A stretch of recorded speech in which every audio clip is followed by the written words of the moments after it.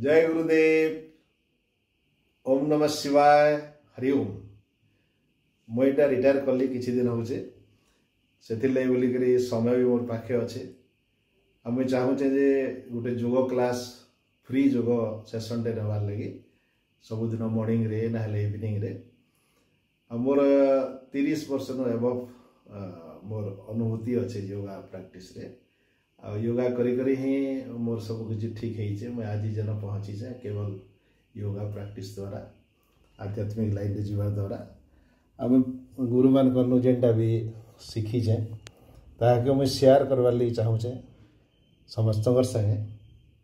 से लगी जाति वर्ण धर्म निर्विशेष रे एनी ह्यूमन बीइंग कहीं भी आसी पारबे, कहीं भी जॉइन करि पारबे। आमे मिसिकरी करमा मुझे शिखावे बोली कि नहीं मत भी शिखबार से बहुत किसी मिसिकरी आमे फ्री योगा प्राणायाम ध्यान आध्यात्मिक विचार ये सब थे आमे गोटे सेसन टे करमा। से आमर शारीरिक मानसिक आमर सामाजिक आर्थिक सब विकास हो पार्बा।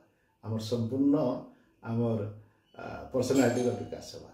समस्त अनुरोध आपण निज निज सजेसन देवे आगे काଣା कले ठीक है से अनुसार मैं आपको सजेसन चाहूँचे।